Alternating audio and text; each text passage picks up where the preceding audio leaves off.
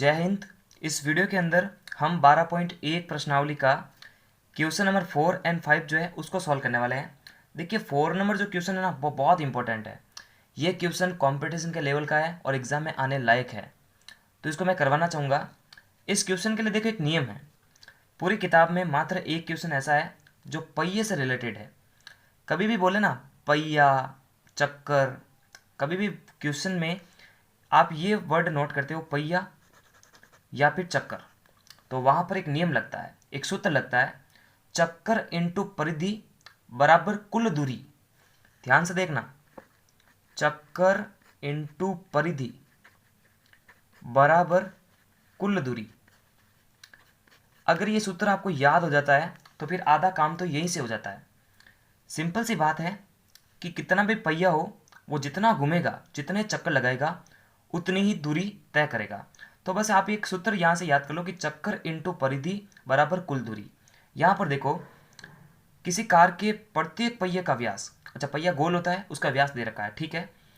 यह कार, यदि यह कार 67 किलोमीटर प्रति घंटे की चाल से चल रही है तो 10 मिनट में प्रत्येक पहिया कितने चक्कर लगाएगा।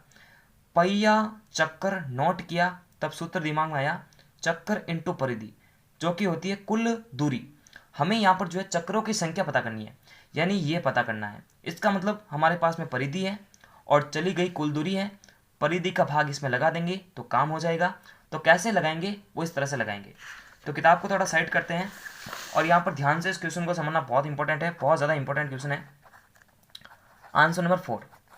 सबसे पहले देखो मैं सूत्र रटा देता हूँ आपको। अगर आप क्वेश्चन के अंदर पहिया और चक्कर को नोट करते हैं तो पूरी किताब में एकमात्र क्वेश्चन है, अपन इसको रट भी सकते हैं, याद कर सकते हैं, ठीक है। ध्यान से देखना, इस क्वेश्चन के अंदर सूत्र आपको याद रखना है, परिधि इंटू चक्कर या फिर चक्कर इंटू परिधि, आप कुछ भी कह सकते हो, बराबर होती है कुल दूरी। देखो क्वेश्चन के अंदर पहली चीज क्या दे रखी है, क्वेश्चन की पहले लाइन में दे रखा है किसी कार के प्रत्येक पहिए का व्यास। अच्छा पहिया सब सेम होता है, किसी भी कार के अंदर चारों टायर एक जैसे होते हैं, ये बात तो तय है। तो पहिया गोल होता है और उसका जो व्यास है, व्यास क्या होता है, पूरा होता है इस तरह से, केंद्र से होकर गुजरता है और वर्त के परिधि के दो बिंदुओं को आपस में कनेक्ट करता है। तो इसका जो व्यास है, पहिए का जो व्यास है वो 80 सेंटीमीटर है। अच्छा व्यास को देखकर दिमाग में आता है कि व्यास को हमेशा आधा करना पड़ता है, और व्यास इसलिए दे रखा होता है ताकि हम आर निकाल सके। आर का फॉर्मूला d/2, यानी व्यास का आधा 80/2 कितना हो जाएगा, कट के 40 सेंटीमीटर। एक आप जो है ना सेंटीमीटर और मीटर का जरूर ध्यान रखें, बहुत सारे बच्चे डायरेक्ट ही सॉल्व करते हैं तो गलती हो सकती है। तो पूरा व्यास दे रखा है 80 सेंटीमीटर और रेडियस निकल रही है 40 सेंटीमीटर। अच्छा देखो रेडियस क्यों दे रखी है, रेडियस किस लिए दी गई है। अब सूत्र के अंदर अगर अपन फोकस करा ना थोड़ा सा सूत्र में, तो चक्कर की संख्या तो ज्ञात करनी है, इसको अपन चक्रों की संख्या को अपन n मान लेंगे। अब देखो यहाँ पर परिधि है और यहाँ पर दूरी है, तो r से तो अपन एक ही चीज़ ज्ञात कर सकते हैं। अभी तो जो भी क्वेश्चन की कंडीशन है उसको देखकर पता लग रहा है कि अगर हमारे पास में r दे रखी है तो हम उस r से क्या निकाल सकते हैं, परिधि निकाल सकते हैं। तो यहाँ से ध्यान से देखो, ध्यान से देखना, अब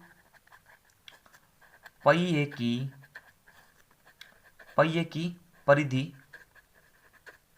तो परिधि ज्ञात कर रहे हैं क्योंकि सूत्र है हमारे पास में। परिधि का फॉर्मूला होता है 2πr जो कि वर्त की होती है। अच्छा देखो ध्यान से देखना, हम यहाँ पर क्या करेंगे, क्योंकि देखो इस क्वेश्चन के अंदर कुछ इस प्रकार से दे रखा है 67 किलोमीटर प्रति घंटा। अच्छा देखो दूरी को मापने का तरीका होता है किलोमीटर या मीटर। अब देखो किलोमीटर को अपन मीटर में बदल सकते हैं और सेंटीमीटर को भी अपन मीटर में बदल सकते हैं, क्योंकि दोनों यूनिट बराबर होनी चाहिए। क्योंकि देखो बीच में बराबर का चिन्ह है, अगर एक तरफ मीटर रहेगा एक तरफ सेंटीमीटर रहेगा तो काम कैसे होगा, क्वेश्चन में गलती होगी, फिर कैलकुलेशन करेंगे तो आंसर भी गलत आएगा। तो एक तरीका होना चाहिए, आपको दोनों तरफ जो है यूनिट बराबर करनी पड़ेगी। अगर अपन उस किलोमीटर को मीटर में बदलेंगे तो इंटू कर देंगे 1000 से, उसी प्रकार इस सेंटीमीटर को मीटर में बदलने का तरीका है कि हम जो है 100 का भाग लगा देंगे।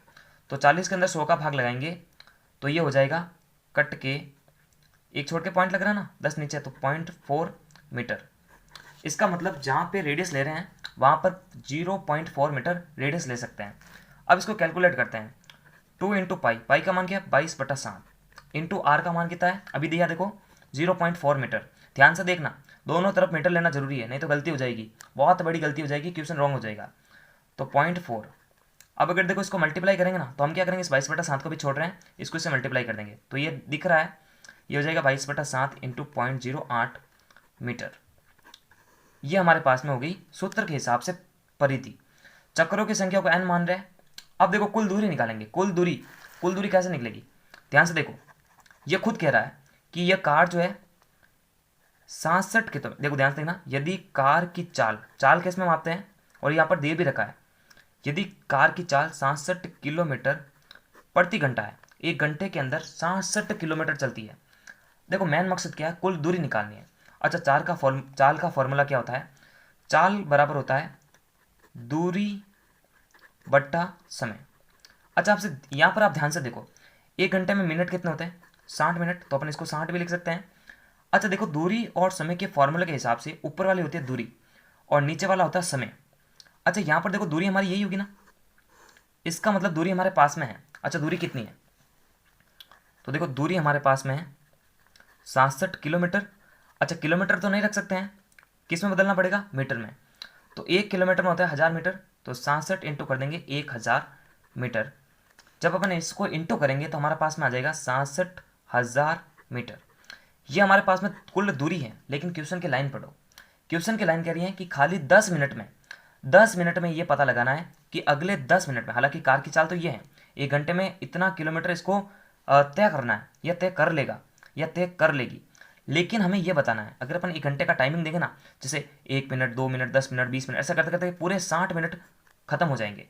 तो ये कह रहा है कि अगर अपन ऐसे चलते जाएंगे, यही कार की चाल रहेगी, और जब 10 मिनट हो जाएगा तो जो कार का पहिया है वो कितना चक्कर मार लेगा। तो चक्कर मारने के लिए देखो 10 मिनट के हिसाब से बताना पड़ेगा कि 10 मिनट में कार का दूरी कितना था।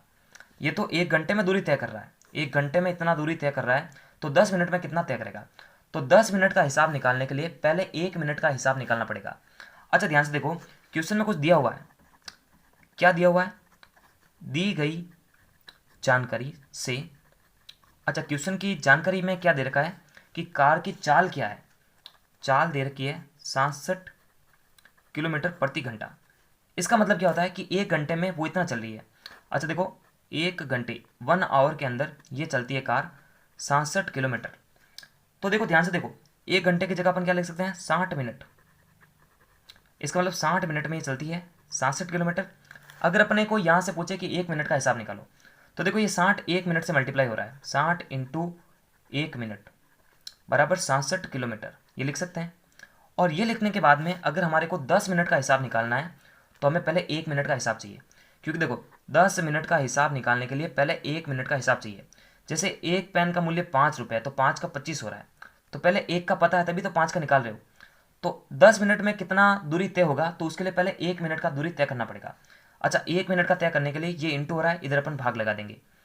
तो देखो 1 मिनट के अंदर 67 किलोमीटर बट्टा 60, ये तो 1 मिनट का हिसाब है।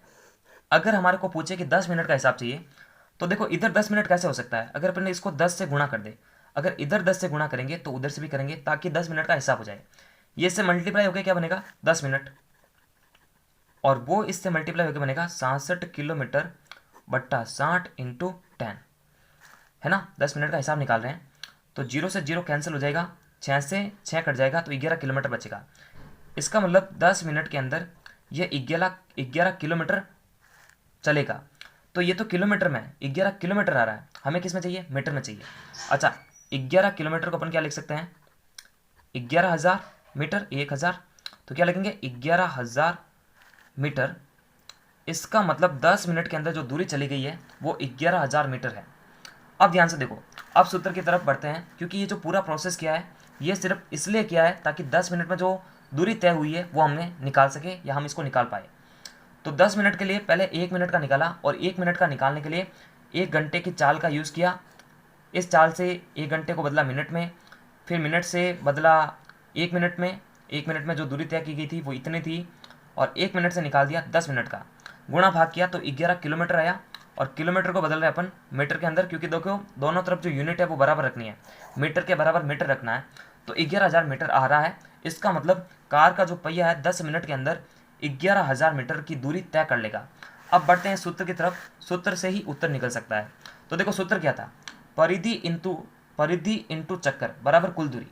तो माना कि 10 मिनट के अंदर प्रत्येक पहिया n चक्कर लगाएगा। तो देखो चक्कर को तो मैं n मान रहा हूँ। अब परिधि हमारे पास में ज्ञात है और कुल दूरी भी ज्ञात है, इनको आमने सामने रखेंगे, कैलकुलेट करेंगे, हमारा आंसर हमारे पास में होगा। तो ध्यान से देखना इस चीज़ को मैं कैसे सॉल्व कर रहा हूँ, मैं किताब पे ही सॉल्व कर देता हूँ। देखो परिधि क्या प्राप्त हुई है मेरे को, परिधि जो हमने सॉल्व की थी वो थी 22/7। ये देखो 22/7 इंटू 0.8 मीटर, 22/7 इंटू 0.8 मीटर, ये तो परिधि थी। परिधि इंटू चक्कर या चक्कर इंटू परिधि। अच्छा चक्करों को क्या माना आपने, n माना। ये पूरा है ना, आप सिस्टमेटिक अपने बुक के अंदर लिखोगे कि माना कि 10 मिनट में मतलब ये दिया गया है, वो दिया गया है, परिधि निकाली है, चाल ये दे रखी है, ये पूरा आप सिस्टमेटिक आराम से लिख सकते हो। लेकिन ये पूरा बेसिक जो है ना वो पहले समझ लो आप, इस बेस को दिमाग के अंदर लोगे तभी ये क्वेश्चन समझ में आएगा। अब देखो परिधि इंटू चक्कर हो गया और ये होती है कुल दूरी। तो 10 मिनट के अंदर अगर इतने n चक्कर मारेगा ये, तो कुल दूरी कितने तय करेगा, 11,000 मीटर। देखो मीटर के बराबर मीटर आ जाएगा, तो मीटर मीटर को काट देगा, हमारे पास में बचेगा n। इसको कैलकुलेट करेंगे तो क्या होगा, ये सारी जो वैल्यू है ना उधर जाके बन जाएगी उल्टी। जैसे कैसे, 22/7, 22 यहाँ पर भाग में है, इधर जाकर जो है मतलब अंश में है, तो इधर जाके हर में हो जाएगा। जैसे ऐसे होगा, देखो n अपनी जगह पे रहेगा, ये 11,000 मीटर जो है ना वो भी अपनी जगह पे रहेगा। लेकिन ये 7 नीचे है, वहाँ जाके बन गया इंटू में ऊपर की तरफ, देखो ये वज्र गुणा हो रहा है, और जो ऊपर की तरफ थे वो बन गए नीचे के अंदर। देखो 22 ऊपर था, ये नीचे आ गया, 0.08 नीचे था, सॉरी ऊपर था, ये नीचे आ गया। अब इसके अंदर आप गुणा भाग करोगे ना तो 4375 जो है n की संख्या निकल जाएगी। क्योंकि कैलकुलेट तो आप कर सकते हो, क्योंकि टाइम वेस्टिंग हो रहा है तो कैलकुलेट तो आप आराम से कर सकते हो, मुझे इतना भरोसा है। लेकिन अगर आप ये सूत्र को अप्लाई कर देते हो ना, चक्कर इंटू परिधि, परिधि इंटू चक्कर बराबर कुल दूरी, तो ये क्वेश्चन जो है आपके काम का है। परिधि निकालने में कोई समस्या नहीं है, और 10 मिनट के अंदर जो हिसाब निकालना है उसमें थोड़ी सी समस्या है, लेकिन उस कंसेप्ट को भी ध्यान से समझ लो तो आसानी से इसको कर पाओगे। उसके बाद में देखो हम ये वाला क्वेश्चन कर रहे हैं, अगले वाला जो इसके आगे वाला ही है। अच्छा इसके आगे वाला क्या कह रहा है, ध्यान से देखो इसको।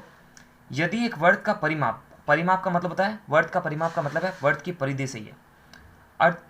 अगर एक वर्ग का परिमाप क्षेत्रफल संख्यात्मक रूप से बराबर है, यानी एक वर्ग का परिमाप भी और क्षेत्रफल भी दोनों संख्यात्मक रूप से बराबर है, तो उस वर्ग की त्रिज्या क्या हो सकती है।